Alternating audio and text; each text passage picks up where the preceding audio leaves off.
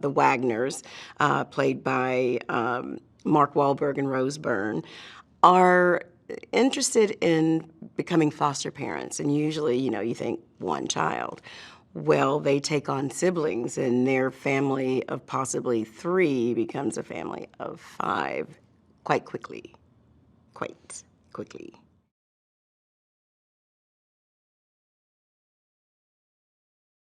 The director having such a personal attachment, I don't know if that's the right word, to the story is wonderful because he infused it with not just this, humor, but this humility. And while you're laughing out loud and sometimes crying, you understand the humanity of the story and how important the stories like this are.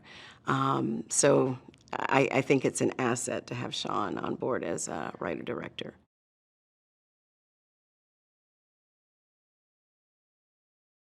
My interpretation of the message is that every child needs a loving home.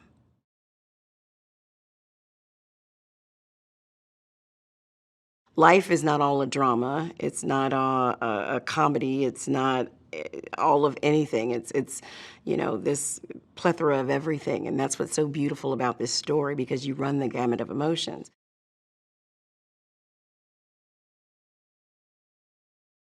When I read the script, first of all, I should say that I had seen, Sean's movies, so I knew that I was going to be entertained. I did not know that I was going to be moved in such a way. Um, and at this stage in my life, I want to put material out there that, people, they can laugh, they can cry, and just allow for a bit of escapism from their lives. And this script did all of those things, but it also made me take stock of the fact that, I could possibly do this. I could, be a loving parent to a child that needs it.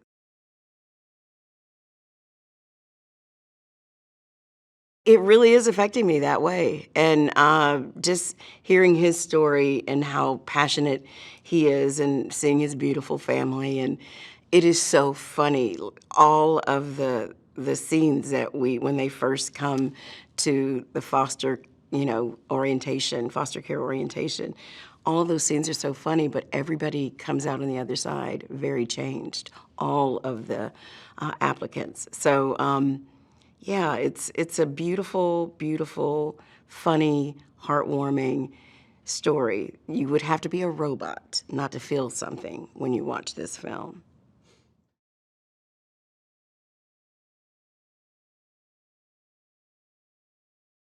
They were the cutest kids, and I just wanted to pick them all up and just put them in a little bag and take them with me. But I also just felt so touched by the parents, that you could see the love and the joy on their faces, and a lot of them, don't even understand what movie making is and why are we doing this over again? I thought we did it, but they were having such a great time, and that was also very special, a really unique touch that I think a person who hadn't gone through this process would not have understood the beautiful detail of having people, real people, who'd actually gone through this process as a part of the film. But that's the beauty of having Sean as a director-writer.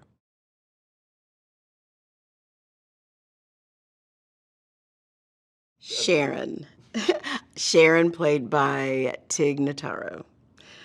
We call ourselves a Weeble and Wobble. I think I'm the wobble to her weeble. And we have that kind of fun. I mean, she has this dry wit sense of humor, and I am animated and out there. So when you have animated out there and then dry wit, it is just like this beautiful mix.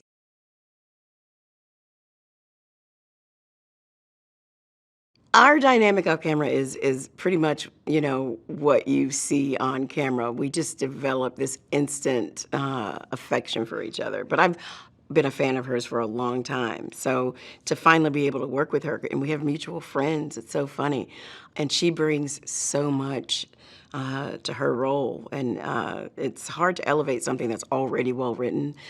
But imagine that what you read, how she plays this character is just magic. It's just magic.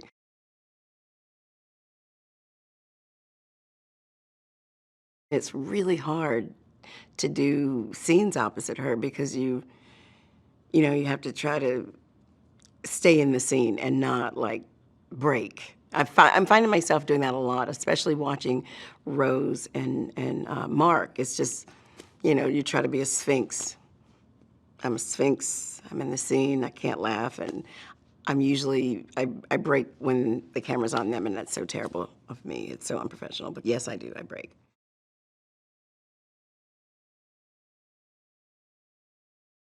Well, I'm a huge fan of Rose Byrne and Mark Wahlberg.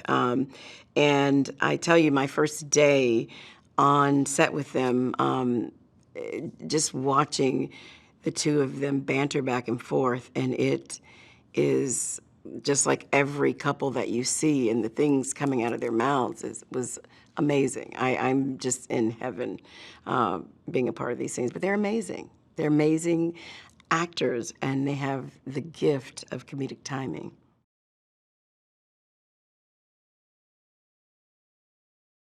I think when you are dealing with subject matter that can be so traumatic, you have to offer that spoonful of sugar. And that's where the humor is so important.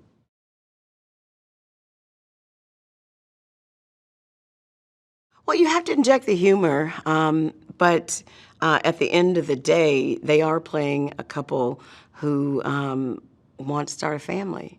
And there's nothing easy about that. There's never, when is the right time, And so watching them deal with the stakes of our lives are going to change. Are we really ready for our lives to change? Okay, our lives have changed. What are we going to do? Our lives are changing. And watching them navigate that in a real way is hysterically funny and also heartbreaking at moments. But you're with them. You're with them from the moment they walk into the room.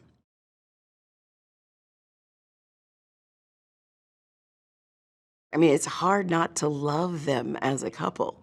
Um, but it's such a wonderful story and such a very needed story. I didn't realize how much we need stories like this. So, yeah, I'm glad that we can laugh a little, but really take a long, hard look at what the foster care system is like for the parents and the children that are in the system.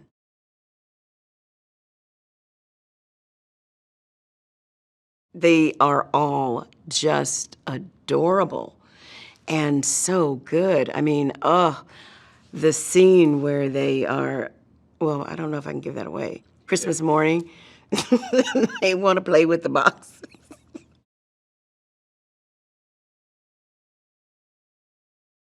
Oh, Sean is, we have the same work ethic. Which I learned because I like to go to set early. I like to see, you have to live as a character in a space or present that you've lived in a space for, however long. And that's kind of hard to do when the first time you see it is when you come on to set. So I like to go to set early. And so does Sean. And he has this wonderful integrative nature about how he integrates the material and the work and the blocking and incorporates all of that into the rehearsal process.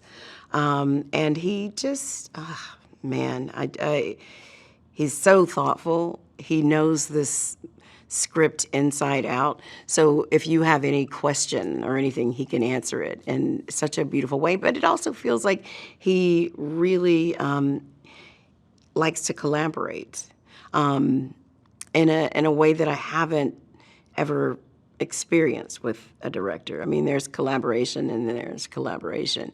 And they're both great, but his way of collaborating it's really like, now I'm spoiled and I want to put him in my contracts. She must direct me in everything. Love Sean.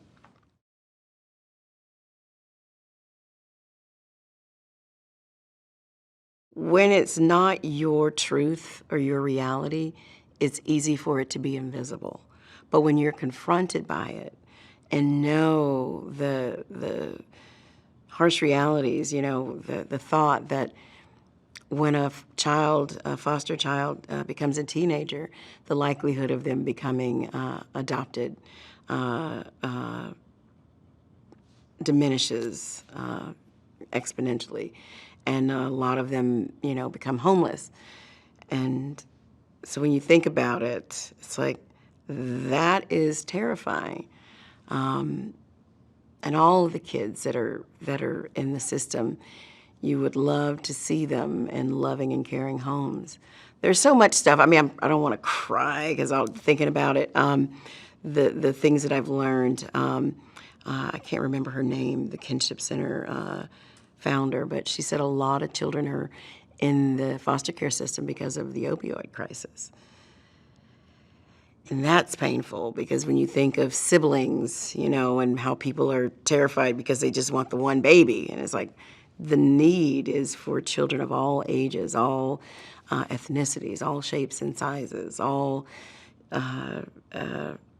socioeconomic levels, being put into the system. It's a hard reality. It's a very hard reality, and I'm grateful that this story is being told in this way because I think people will be more receptive with the idea of it as a comedy, and the message, I think, will resonate with the humor.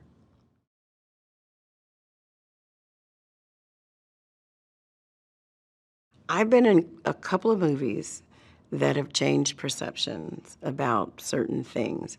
Absolutely, I think this movie will change perceptions, especially, when you look at Sean and his beautiful family. And he really does, he tackles some serious issues, and, he asks those questions, and we talk about them in the film.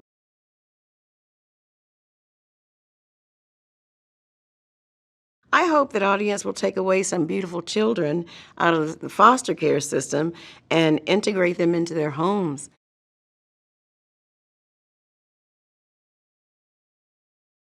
Even if you can't open your home up, open your heart, donate time, donate money, donate facilities to help these kids who are in that very transitory state. Hey there, here's today's daily fact. In the film Elizabeth the Golden Age, when Elizabeth arrives at St. Paul's Cathedral, construction is going on. Now in real life, St. Paul's actually needed repair work. Director Shekhar Kapoor decided to improvise and gave the workers costumes and period tools to cut real stone that was being installed in the cathedral.